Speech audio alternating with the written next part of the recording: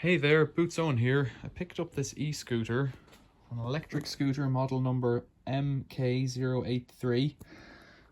Big lithium-ion battery pack in it. To pick this up behind the dustbins, the handlebars were broken off it, so this whole joint here is broken. It's not attached properly from here to here at that knuckle, and the steering is completely bent. And if we can try and see it, I don't know if you can see that, but the whole fork is a bit mashed up there.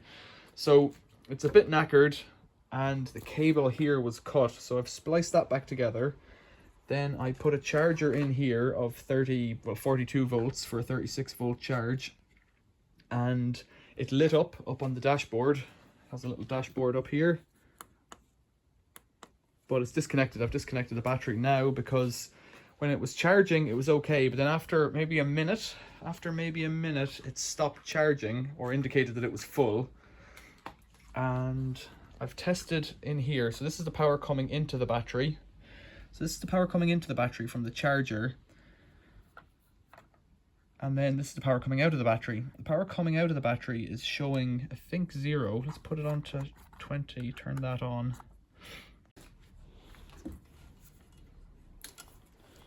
Let's turn that on and see if we're going to get anything out of here. I think it's very close to 0. Less than half a volt. Like pretty much nothing there. So I suspect it's a BMS on this. It's probably either protecting the battery or something like that. But to test that, I've got some batteries here set up, and I've got them in series to give me 36 volts.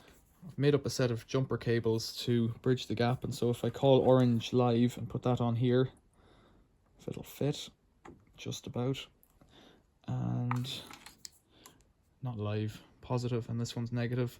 And you can see it's just a crimp joiner, but it fits onto the little connector spots in there. And then I've tested the voltage on this already. It was giving me about 37, which should be adequate to start this off. Let's attach the negative, and then let's attach the positive. So this should have enough power to run the thing actually, but well, there we go, it's live all right. Now, let's go up to the other end. Now then, at the handlebar end, yes, this seems to be the issue then. It does seem to be battery. It's got a few modes. Press and hold. Doesn't seem to do anything. Tap it twice quickly. Changes the mode. And then what I haven't managed to test yet is the power thing here, the speed controller. So watch the tire down there. We're still getting nothing out of it. So there's more to it. More to it than meets the eye. It's showing 3 bars of battery, which will be based on voltage, I presume. That turns it off. Press and hold turns it off. Tap it turns it on. 2 quick taps in succession changes the mode. Could be a problem with the controller here. 3 taps. I was able to get the headlight to come on and off. The back mudguard is missing. What else could it be? 1, 2. 1, 2, 3. Don't want to turn it off again. Oh. Right, so there's the headlight on.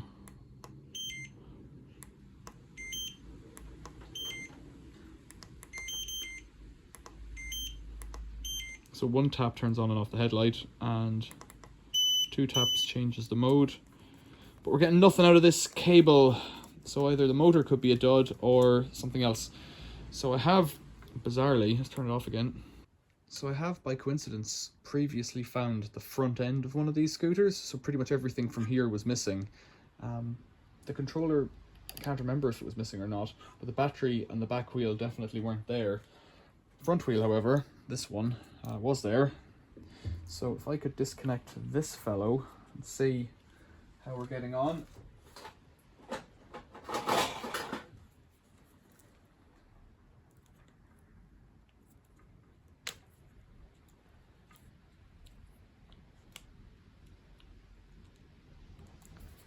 Because now I have to isolate it down between the control unit.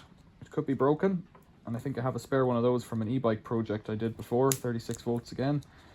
It could be the wheel unit, motor, wheel, or it could be the trigger on the steering. If it's the trigger, I might have a spare part. Of course, I don't know if the spare part I have works either. Of course, this has a different connector, does it? Yeah. Does it?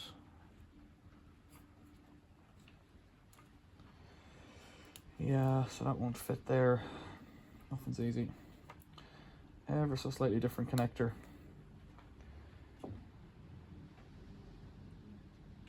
So those are all the feedback loops, and these are the 3 phases of electricity that go to the wheel: blue, green and yellow.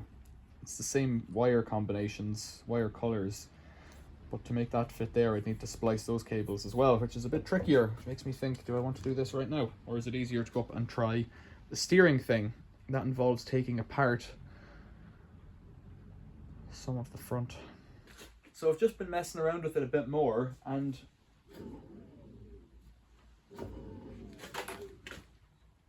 can't see that now. Yeah, if I spin the wheel, it's getting the speed reading up here. So something's working in the feedback to the control unit. So I'm going to try and take this apart without destroying it to get the headlamp out. I've taken a screw out of here on the bottom. I need to see if I better turn it off. Turn it off first and see. I presume there's something that holds the steering together in here. This feels like it's glued. Oh dear me, I hate that. Makes it real difficult. Yeah, it's just glued. It's just a little fascia on the front there, glued on. In here there's another screw. How do you know to pull that out instead of not pulling it out? It's just experience, really. Another screw there. This headlight should pull forward then, I guess. Yeah. There's a wire there for the headlamp. There's nothing else. I can't, that won't let me in, so I think I need to take off this cover here. Oh, in fact, there we go. Okay. Bummer. That's glued on with something. That's the front display cover there. And button. Then in here we've got this stuff. I have turned it off, but that doesn't help very much. That display sits on there. This rubber ring comes off, and there's a screw here, here, and here. I'm guessing they've got to come out. A lot of times when you're dealing with these things, you get the impression that they were designed to be taken, or designed to be put together once. So screws will have particularly soft heads and stuff like that. What can you do about it? Let's take it apart. Now, I'm hoping there's a bit of space in here to deal with the cables. Yeah, okay. Oh dear, that's quite something. I've not seen a little rubber bung like that before. Now, have I got another spare trigger? I do. I have a spare trigger. It looks even worse than that one. So where does the trigger come from? Trigger is probably this one, looking at the cables. So once again, no, that's black, and that's the, what's that?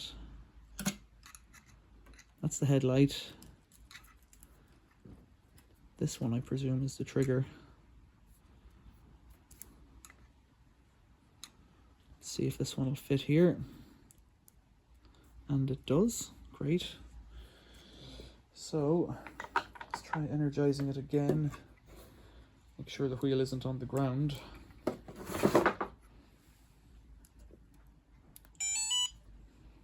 Okay. I'm just manipulating that. And I don't know if this one works, of course, but I'm getting nothing out of there either.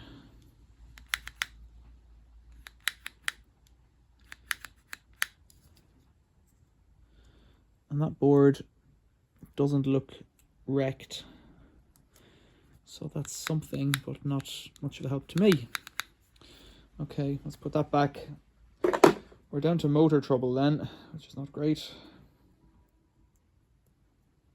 Let's try this one more time. It is on, but we're not getting anything. Or motor or controller. I hadn't taken too close of a look at this, but the wheel side has been smashed in at least once. So I wonder if the cable's suffering in there. That could be an issue.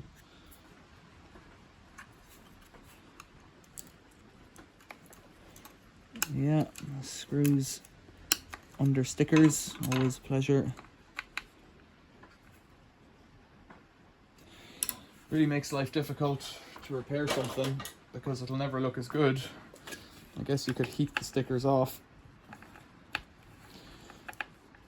The screws don't want to come out. There we go, bigger screwdriver.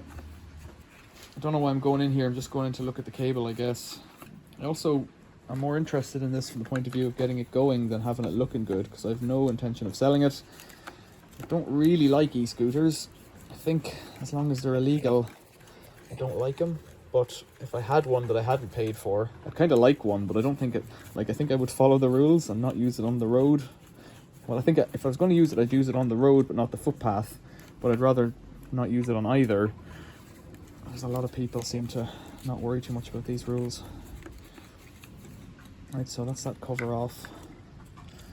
Now, it does look a bit ropey in there, a bit rusty and gritty.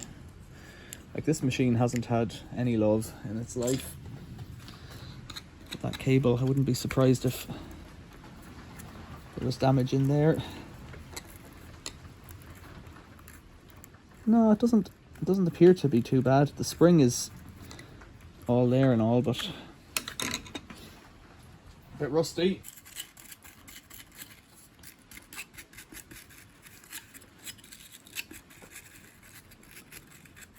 Looks okay.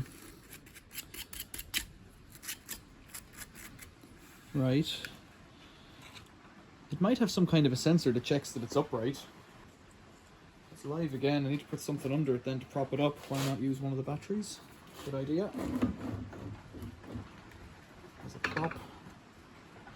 Probably a bad idea, really. And there's the wheel, free of the ground. So it's on. It's not working again. So then, quite interesting, well, maybe interesting. Don't know if this is a thing, but if I push on the control, nothing happens. But if I push on the control and give it a spin, it goes.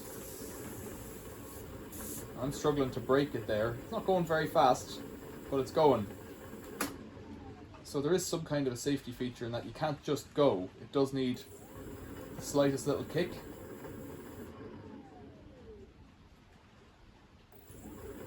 So that's a success as far as I'm concerned. I wish I'd known that before I took the steering bit apart. So that's eco.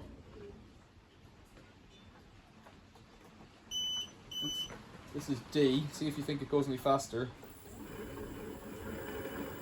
Yeah, it does appear to be a bit faster.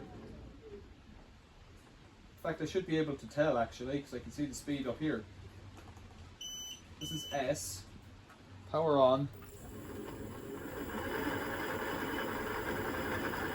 It's reading 15 miles an hour. Maybe Eco's the same speed, but it doesn't give it as boost, the same boost going up a hill or something. Power on.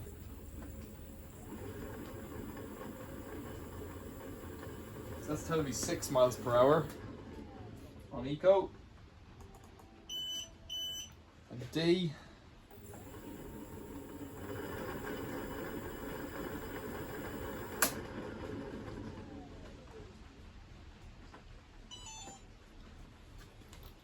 And D was telling me 9 miles an hour, so 6, 9 and 15.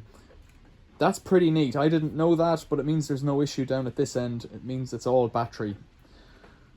Presumably all battery. So what I could do, if I wanted to try it, I could just strap those batteries into, well, to each other and tape them onto the top and run the wires around. It's soaking wet outside today, so I don't fancy running this with the bottom off it. But I would like to have a go at this lithium battery, so let's unscrew that. Under here there's 4 screws, I think.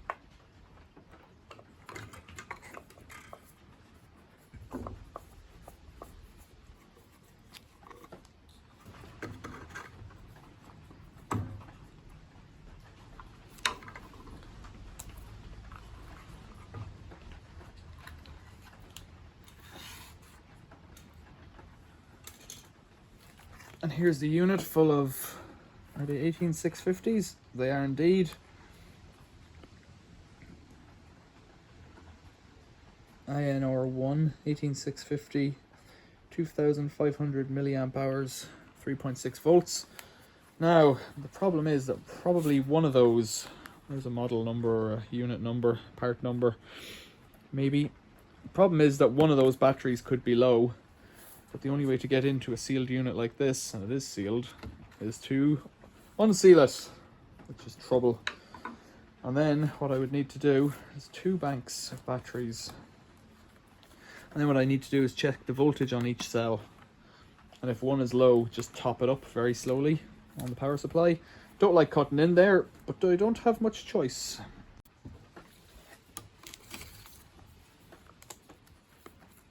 Oh, this is terrible.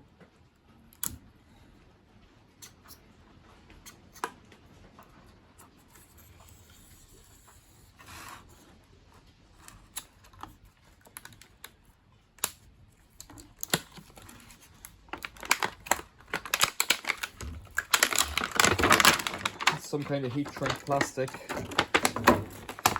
Lots of gummy all around. Gone. Then it's got some kind of special paper on each side, maybe plastic actually. And the units are sealed together, of course. So if I could get the plastic off the sides, that would probably be a start. Yeah, there we go.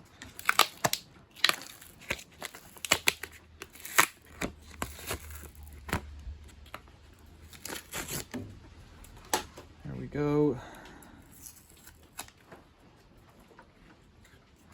If I could do it all in one piece, it would be better.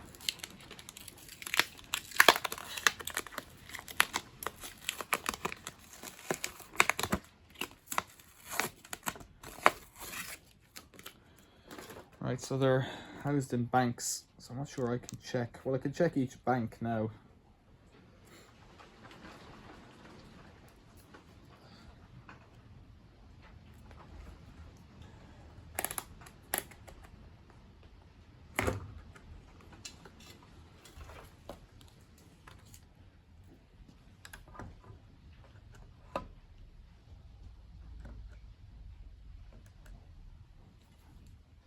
So let's see what we're doing here.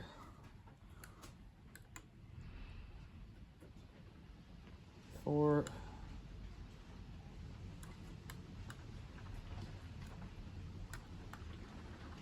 Four.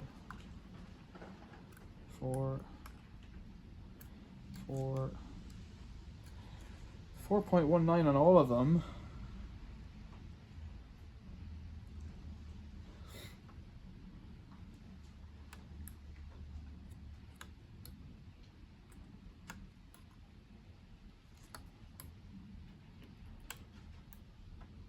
See, so the issue I was having was that the thing wouldn't even turn on with the battery pack, but I'm just going to put it back on like this and see what we're doing. Now that I've taken everything apart, of course. Let's put that back in there. Let's see if it'll turn on now, for no particular reason.